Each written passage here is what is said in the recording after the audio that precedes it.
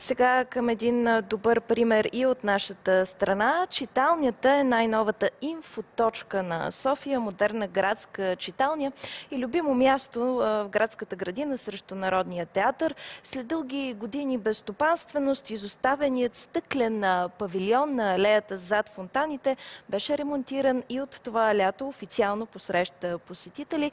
Проектът за читалнята е реализиран от Сдружение за градски читални, заедно с Общинско предприятие Туризъм, много партньори и граждани. На това място своя нов дом вече намериха и любимите книги на повече от 1000 дарители. За читалнята сега ще ни разкаже писателят Александър Шпатов, председател на Сдружение за градски читални. Здравейте! Здравейте! Какво ви провокира да инициирате нещо толкова хубаво? Самото място.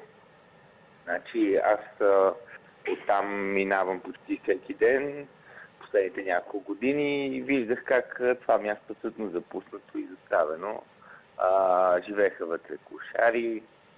Въобще, наистина не подобаваше на центъра на София едно такова място. Аз поне се занимавам с литература. Естествено, първата ми мисъл беше, това място може да се превърне точно в нещо свързано с литературата, в читалня, защото в градската градина първо минават страшно много хора, почти всички софийски културни институции са наблизо, Народният театър, градската галерия, Националната галерия, Зала България, така че в един такъв много малък периметър наистина всички културни маршрути се пресичат. Кой идва в читалнята и колко книги сте събрали до тук? Може би да ни кажете и някои от най-интересните заглавия. Най-интересните заглавия имаме почти всичко хубаво, което е излизало съвременно в последните години. Идеята е читалнята да предостави основно такива книги, които не се намират по библиотеките, читалищни, да кажем, или в училищните библиотеки, така че основно ние събираме и искаме да имаме съвременна българска литература и съвременна световна и модерна. И това значи 20 век, най-грубо казано, и 21, разбира се.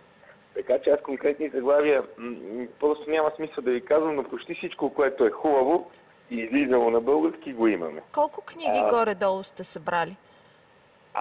Над 3000. Над 3000 и то това 3000 са хубавите книги. Отделно всякакви книги, които хората просто ни ги даряват, как да кажа, защото не искат да ги пазят в тяхната библиотека. Ние ги взимаме, след което ги даряваме някъде другаде.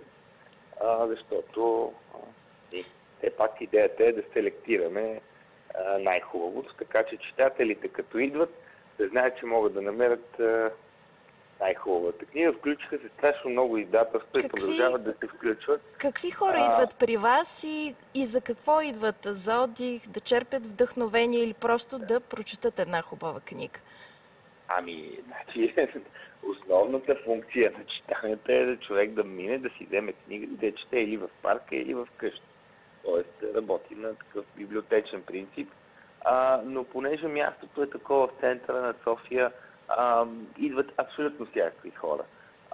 И ученици. Между другото, в момента през ноември решихме по случай Деня на будителите всички ученици, които искат да си направят карта, да могат да си я направят безплатно. И вече, на въпроса ви какви хора идват цели класове, което естествено обръща всичко в главата на опъки. Но това е много хубаво и аз бих го нарекла творчески хаос. Благодаря ви за това включване. Надявам се да имаме и други поводи да разговаряме. Александър Шпатов, председател на Сдружение за градски читални, за една много хубава, бих казала, инициатива, създадената през лятото градска читалня срещу Народния театър.